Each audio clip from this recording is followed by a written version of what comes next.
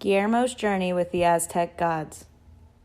When Persephone is returned to her mother Demeter, the fields are able to grow once again. This is the ancient Greek explanation for the seasons. Guillermo slouched on his stool. Although he enjoyed hearing the tales of the Greek gods and goddesses, he did not feel any connection to them. What he wanted to learn about was the Aztec mythology of his family's past. That night at dinner, Guillermo's mother noticed that he was not eating. "What is bothering you, mijo?" she asked. Guillermo sighed as he moved the food around his plate. "We are learning about Greek mythology in school, and I wish we could be learning about our own mythology instead," he replied. His mother remembered being his age and also wanting to learn about her own ancestral beliefs. Instead of replying, she looked to her own mother, Guillermo's abuelita, who simply nodded her head in return. Before bed, Guillermo's abuelita came to his room. As she went to turn off his light, Guillermo asked her whether she knew anything about their own mythology. She smiled at him. "Our Aztec gods and goddesses will come to you when you are ready, Mimo." As she walked out of the room, Guillermo felt sleep coming over him, and as he closed his eyes, everything turned black. All of a sudden, there was a bright light. Guillermo shaded his eyes with his hands, but realized that it was not the same sun he knew. In front of him, there were numerous gods arguing over who should be the sun. He watched these gods destroy the first sun and replace it with a second.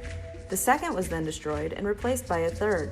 The third was then destroyed and replaced by a fourth. Finally, the fourth was destroyed and replaced with the fifth sun, which was exactly like the sun that Guillermo knew. Suddenly, this new sun started to flicker. The gods then realized that this sun needed a specific type of energy, human life. Guillermo watched as the plum serpent, Quetzalcoatl, disappeared and reappeared, dropping a pile of bones on the ground. "I have retrieved these bones from Mictlan, the underworld, in order to create humans for the fifth sun." Each of the gods pricked their fingers, allowing their blood to drop on the bones.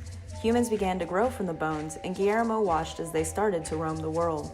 He looked up and saw that the fifth sun had stopped flickering, shining as brilliantly as it did in his own world. Guillermo felt time passing and watched as the humans built pyramidal shrines for their gods. After they were done with building the structures, the human stomachs began to growl, and they realized that they needed to eat. They began to plant seeds in the hopes that they would grow into food, but there was something missing: water. The humans raised their hands to the sky and prayed for rain to come. The sky became dark and lightning began to light up the sky. Guillermo heard loud booms of thunder that seemed to get closer with each clap. He found himself afraid.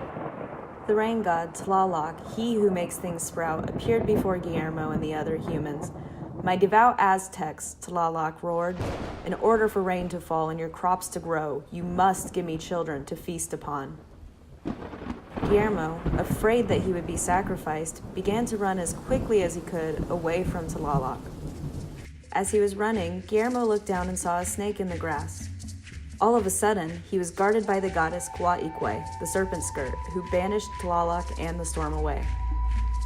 Guillermo then looked around him and saw that the crops had begun to grow. He looked at Quaikwe, who smiled at first, but then gave him a stern warning. "As there is life, there will be death. One day, all that you see around you will fall.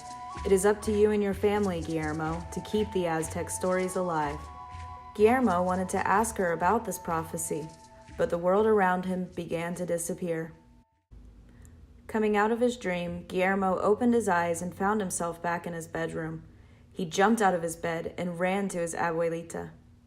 "The Aztec gods visited me," he exclaimed as he embraced her. She patted him on the head as he told her all that he had seen in his dreams. At the end of his story, he looked up at her and told her Quaikwe's prophecy. "It is true, Mimo," she said. "Since the fall of the Aztec Empire in 1521, it has been our responsibility as their descendants to carry on their stories." As he sat in class that day, Guillermo barely listened to his teacher rattle on about the Greek gods and goddesses. He now knew his own sacred stories: how the sun was created, how Quetzalcoatl retrieved bones from Mictlan to create humans, how children were sacrificed to the rain god Tlaloc, and how Quaikwe provided life while warning about death. Even if they were not told in class like the other stories, Guillermo would always remember them as his own. One day in the future, his own children would be visited by the Aztec gods and goddesses, and the cycle would continue.